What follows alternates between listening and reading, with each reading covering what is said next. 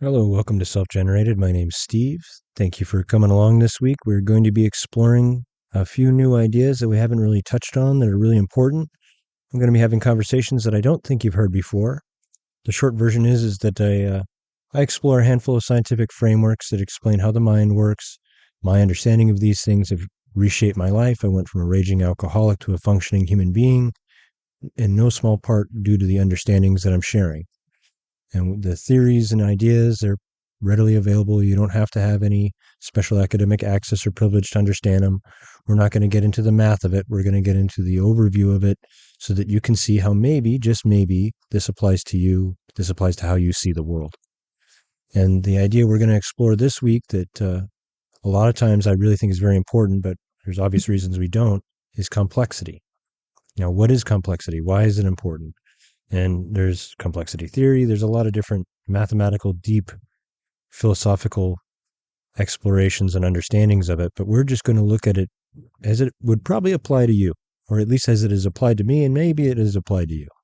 How I'm going to do that, or what we're going to start with, is just understanding, first and foremost, that we are simple creatures. We need to break things down more simply. That's not a put down. If you experience that as a put down, it's because you feel that I'm trying to undermine that aspect of humanity or that aspect of you. I'm not. How complex things really are, how we experience them, what we think they are versus what they are. That there's a big difference. That there's a huge difference between what you think it is and what it is. And that difference is where most of our suffering and most of our miscommunication and most of the issues come from. And that we are not built to understand everything. We're not built to handle complexity as is. That's fine. That's okay. But we don't realize that. For example, even just attention is your first window to that you're not taking in all of the aspects of complexity at any given point. You can only pay attention to one thing at a time. You can only really focus on one thing at a time. Audio, visual, it doesn't matter. It's because you can only process so much at a time. That's why God, if they existed, would be so freaking powerful, is because they'd be omniscient. What that means is the ability to know everything everywhere all at once, which, as we understand physics today, due to the uncertainty principle, is technically impossible. You can't even know how fast and the location and all of the factors of a singular photon moving because of the uncertainty principle. There's a limitation to how certain you can be about everything everywhere all at once.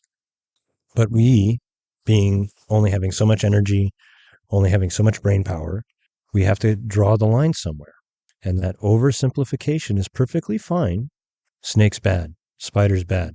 That person, bad people are bad. Good people are good. That oversimplification is helpful. It allows us to get through things simply. You don't have to put extra cognition, extra thinking, extra processing on everything or on anything, really. If you keep it simple, you will survive. I won't eat this. I won't do that. You keep it yes or no, black and white. And that's why, in no small part, we see it so prolifically throughout our world. Black and white thinking. It's not stupidity. It's not ignorance. It's efficient. It's because, as a biological imperative, good enough is a real thing. We just need to know well enough. That's why our systems, like we have optical illusions and all these things that we experience, is because our very systems, our very perceptions, are not 100% direct reflections of reality, because that would be impossible. They're representations because they're taking in as much sensory information as it can process. It's focusing on the stuff that seems to be important based off of what it's experienced in the past or how everybody else is acting around it or all of those different factors. And that, in total, is where we're at. But the idea is that complexity rules us. It's the rules of the game. It's the rules of reality. Simplicity governs us. The rules that we live by are simplifications of what we think things are. That you follow the law because you'll be punished. It's a very, very simple idea.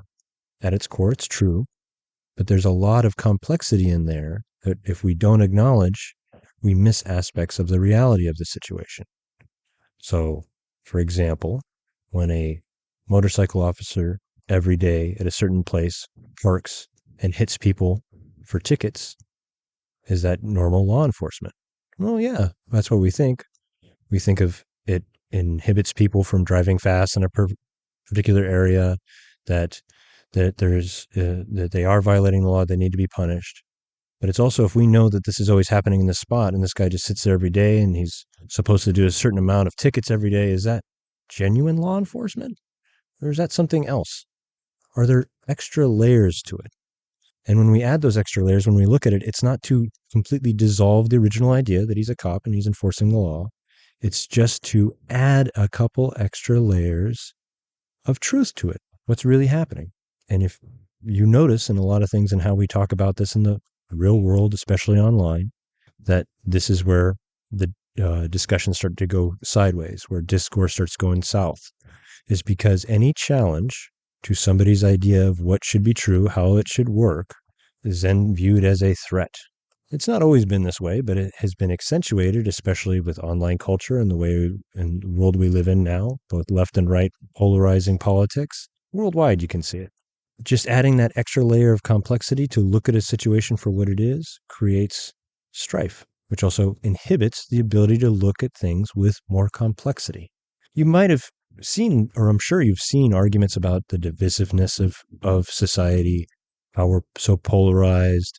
You can see it for yourself if you're online, that there's a level of anger or aggressiveness in the conversation when somebody is not on your side that wasn't always there, at least in mass as we see it today. And that you may see many ways of exploring that the left is doing this, the right is doing that, internet is doing this. And yes, there's a multitude of factors to it.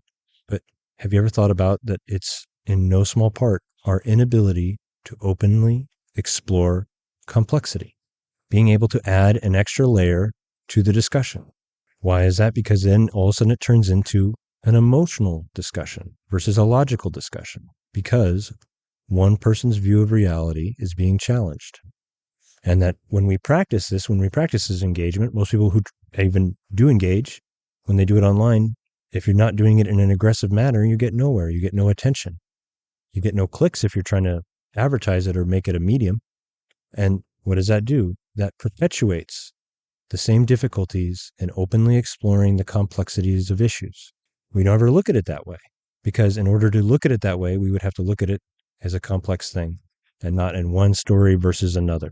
Because that's one of the aspects that when you notice, is if you even change your mind, if you update your model, if you change how you're thinking, is it really adding something new, or are you replacing one oversimplification with another?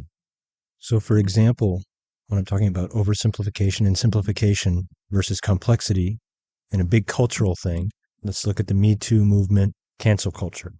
Now, even just me mentioning that, do you anticipate, or you're upset, or you're like, oh God, what is he going to say? The reason I'm talking about that is not to diminish it.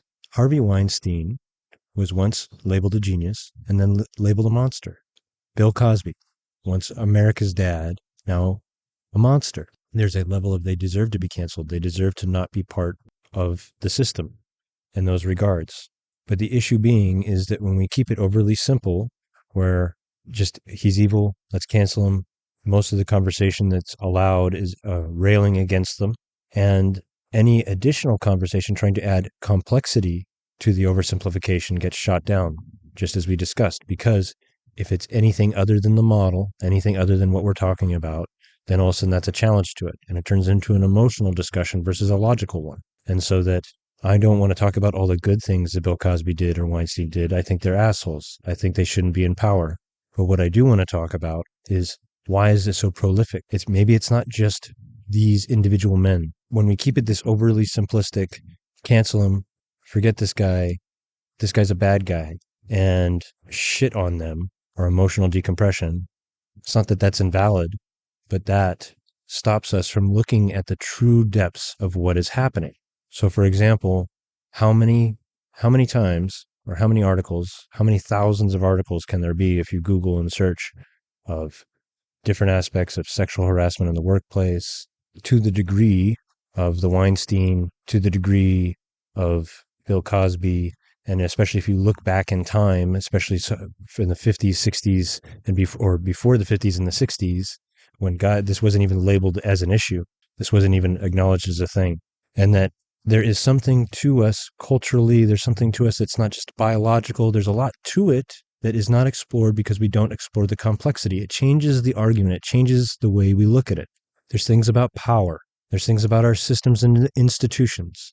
There's aspects of psychology that we do not clearly understand because they don't match up and explain this in a way that makes sense. And one of the reasons I do this podcast, or I'm trying to get it going, is that I feel fundamentally, wholly and fully that you can understand these actions, these behaviors, through active inference, embodied cognition, and the extended mind. And seeing these things in action, understanding their processes, that we're creatures of prediction and model making, and that we live and exist through what we believe to be true versus what is true, and that we don't talk about it that way because it's complex, it challenges the way we think, and we believe that it diminishes our authenticity as a self because that's the self we were sold by society, and that society works that way through an understanding of what it means to be human. And then we don't think of it that way because we don't look at it through the lens of complexity. We look at it through the simplistic lens of whatever country and the basic ideas of what your country hold true that you don't even think about. They're not set in stone in front of you, but if you're an American, it's that it's capitalism and that you are responsible for yourself and that you have to pull yourself up by your own bootstraps and that you shouldn't look for handouts, and it's hustle culture. And if you're not getting it, you're not working hard enough. And it's not that those things are not true. It's that they're not 100% true. And that in order to look at them honestly, you need to look at them with greater complexity. But quite literally, the education system that we go through makes sure you are not built for that. Make sure that you are not a critical thinker. And it's not a conspiracy. It's just the nature of the system. What do I mean by that? What do you remember from school? Some of us, yes, will have recollections of their, especially if they work in engineering or the fields that they had studied. But the vast majority of people in pre-college schooling, majority of things they're not going to recall. They'll basic arithmetic and writing that they use on a daily basis, but they're not going to recall the historical events. They're not going to remember Lewis and Clark. Most people can't even accurately talk about the Civil War in the United States. But you know what they do remember? Waiting in line, speaking when spoken to, respecting authority, showing up from 9 to 5, sitting where you're told to, and a multitude of other things that you don't really think about because of our simplistic nature. Education is about knowledge, the things you memorize, the things you learn. Well, if education is trying to make you better, why is memorization the core of it? Wouldn't critical thinking and making you capable of thinking be more of a skill? It would be if that was the goal. That's the point.